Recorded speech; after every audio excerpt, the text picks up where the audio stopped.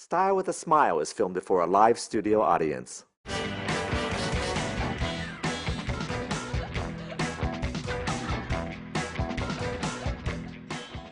Hi, I'm Jonathan Fong, and welcome to Style with a Smile. Let's face it, I'm a decoupaging fiend. The first thing I ever decoupaged was my kitchen. My kitchen cabinets were all white, and they were really boring. So I decoupaged them all with Andy Warhol posters, and now the kitchen really pops. Another thing I love to decoupage is dining room chairs. In my house, all the dining room chairs are decoupaged with fine art prints. So I have a Picasso, a Renoir, a Monet, and you have not experienced fine dining until you sat on a Picasso. So today, I'm going to show you how to decoupage a dining room chair. Now first, let's talk chairs. The best type of chair to use for decoupage is a bent wood chair with a flat surface, very much like this one. This is actually the first chair I ever decoupaged. It's with Munch's scream on it, and he's screaming, "Help, help me, somebody's gonna sit on me." But the chair that I really love to decoupage with is this one from IKEA. The reason I really love this chair is because it comes in two sections that you have to assemble. And you know at IKEA you have to assemble everything. But because it comes in two sections, you can decoupage like one piece at a time and then put them together. And for a lot of people that's a lot easier than decoupaging an entire chair all at once. Next, let's talk artwork. You'll need a poster that will cover the surface area of your chair. This chair is about 35 inches long by 18 inches wide, so you'll need a poster that's about 18 by 35 inches.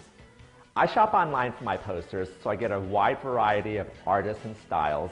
And also, online, it'll tell you what dimensions the posters are, so you'll get exactly the right size. Here's a poster that I got online from the artist Tamara de la Pinca. It's the perfect size for us. It's a little bit larger than we need, but it's okay because we'll just be trimming it out to the right size. Notice that this fine art poster is very thick, and this type of paper is really good for decoupage. So this is the IKEA chair that we're working with. It comes in these two sections.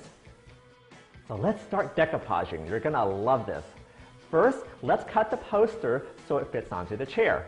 And to do this, we need to make a template with this sheet of white paper.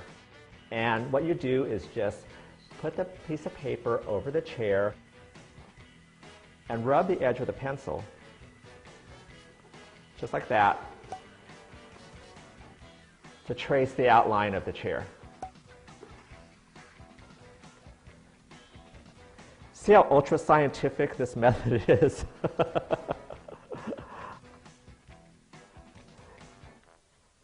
You know, if you get like these extra lines around, it doesn't matter. We're just concerned about the edge of the chair here to create this template.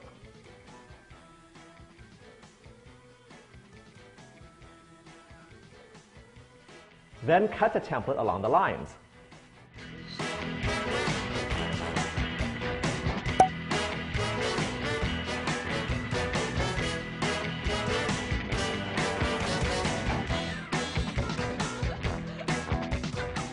Next, place your template on top of your poster and trace it with a pen so you can see the black line.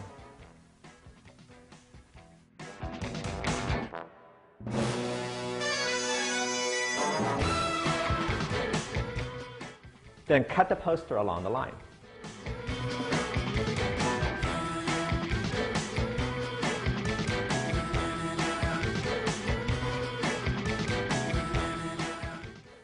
And then place the piece that you've cut on top of the chair to make sure that it fits correctly. And we did a pretty good job there. This is not the decoupage that we did in elementary school. This is a technique that I learned from the decoupage guru himself, Derwin Rice, the author of New Decoupage. I start by applying a thin layer of white glue with a foam brush onto the chair. Then take your paper and put it into a tub of water to relax it. It's been curled up since the dawn of time, so you really want to relax this paper. Now put a Valium into the water and it will relax it even more. Just kidding, don't do that. After about 15 seconds, lift the paper out of the water and place it on top of the chair where you've already applied the glue. Then, using a rubber brayer, did you know this was called a brayer? I didn't know that. Squeegee all the excess glue in water.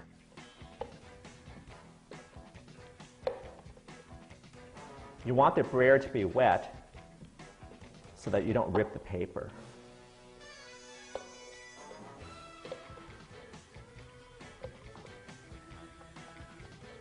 Oh, this is going to be a beautiful chair.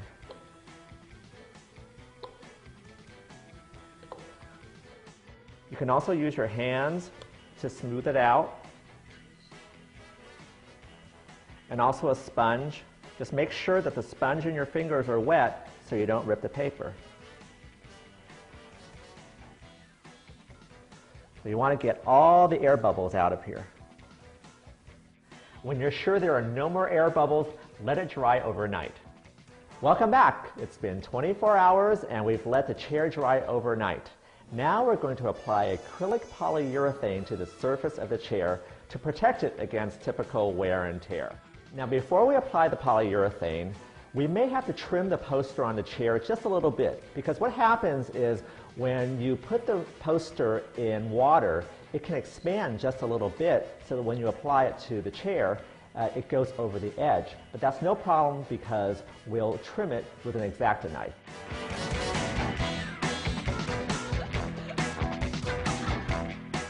Let's start applying the polyurethane. So what we're doing is taking a foam brush and applying a thin layer of acrylic polyurethane to the chair. I like using a foam brush rather than a regular brush because it doesn't leave the streak marks. Okay, so that's one coat, and we'll just let that dry. It just takes about 20 minutes for a coat to dry, and then we'll do another coat right after that. Okay, so we've dunked our lady in water, we've glued her down, we've polyurethaned her, and she's on her chair. Isn't she a beauty? She's like a mask that I'm wearing now.